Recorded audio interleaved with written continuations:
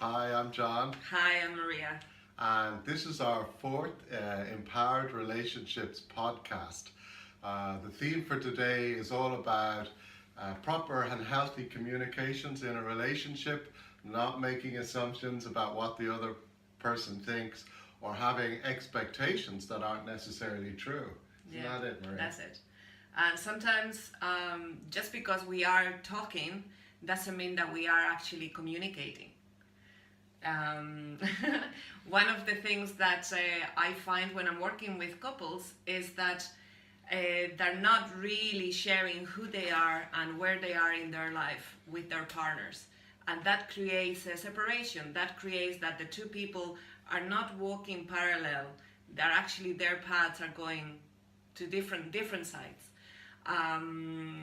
So sometimes when we experience that sense of separation, it could be quite easy to come back to communication, to come back to connection. And it's about really knowing what is it that we need to share with our partner.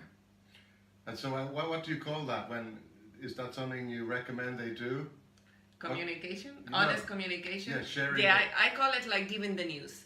So in the morning or whatever time is appropriate, your job is to inform your partner where you are and what's happening in your life. So for example, John, today I'm feeling a bit tired. My patience is a little bit short.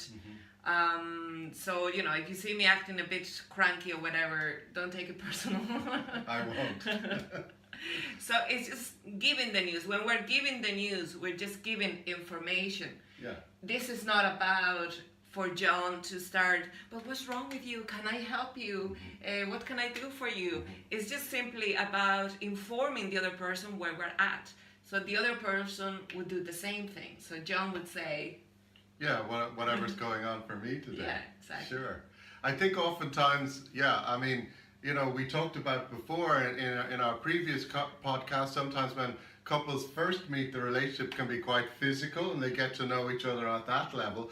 But in order to deepen our relationship, we need to share cognitively, which means what's going on, what we're thinking, and emotionally how we're feeling too, isn't it? Yeah. So we need to learn to share on those levels.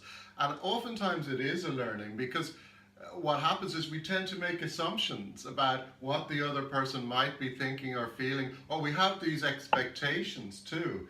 Oh yeah, she should know or he should know what I'm thinking. yeah. And then if they don't respond in a way that we assume or expect them to, they don't love me anymore because they should know, right? Exactly, yeah. And the thing is, when we go into that place of mind reading, when we expect the other person to know, usually it comes from a place of fear.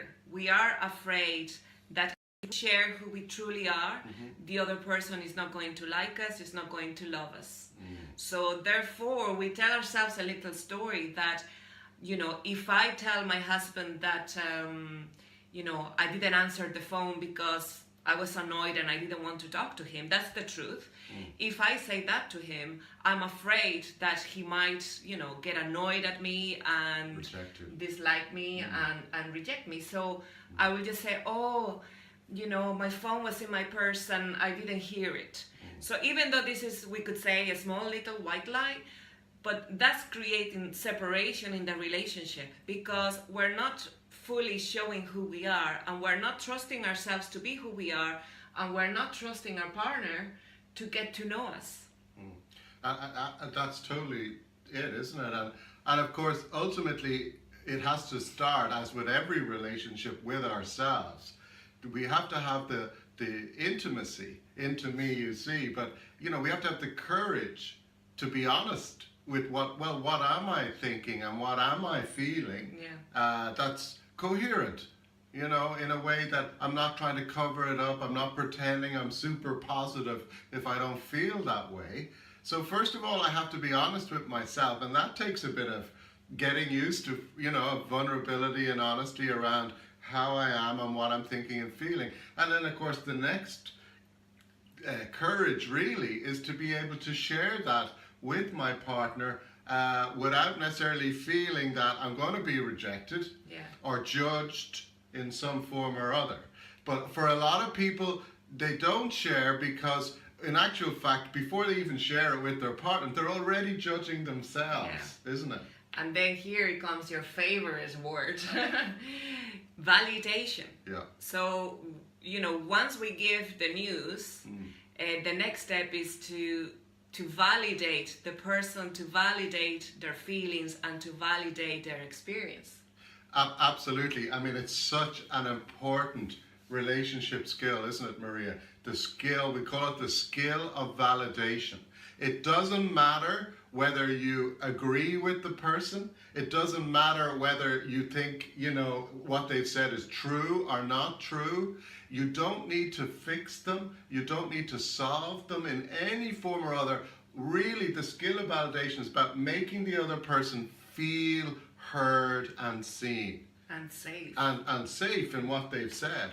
So, even if your partner says, well, a UFO came into my room with these little green men last night, validation would say, oh, that's really interesting. Tell me more.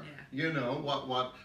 How did you feel? It's totally about helping the other person to express and to feel supported and safe in their expression. And it's not about agreeing with them or thinking that, wow, okay, you're a bit crazy saying that. None of that is about validation at all, isn't it? Because sometimes we're under the false assumption that when two people are together, they need to have the same experience or the same beliefs or the same likes and dislikes. And that's not true.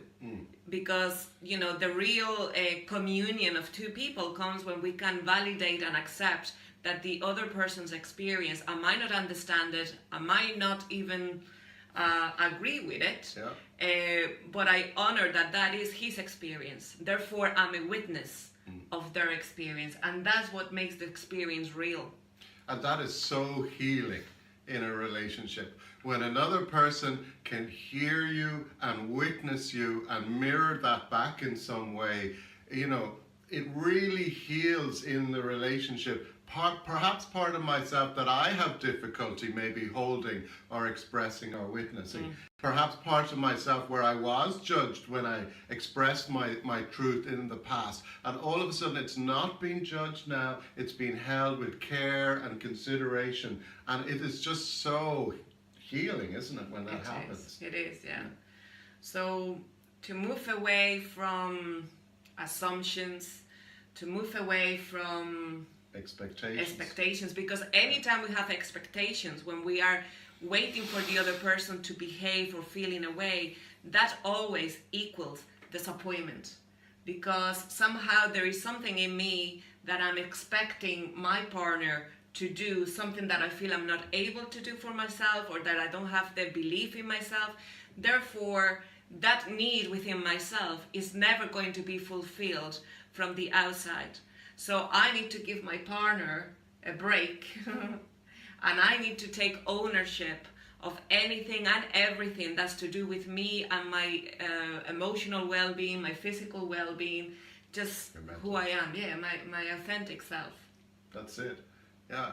And then the wonderful thing is when two people do that, they obviously, you have your own beliefs, your values, your thoughts, your feelings, and the other person has their, and then obviously there'll be a meeting of what we have in common and what we have different. Yeah. And that's what makes the relationship so wonderful, isn't it?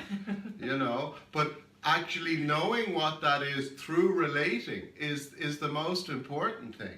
So, and it can be so easy to use relating in a relationship, to use communication as a form of, as Maria said right at the beginning, separating from each other. Yeah. Rather than recognizing, yes, there will be some things we don't agree with, and there'll be other things that we do agree with, but it's not about scoring points, is it? Exactly. And if right now you're feeling that maybe your relationship is a battlefield, I really want you to know that it could be different. Like you could learn to communicate in a healthier way. So, just know that you have the power within yourself and with your partner to learn a way to communicate that empowers both and that creates peace in the relationship and in the family. Yeah, that sense of peace and harmony is so lovely when you get there.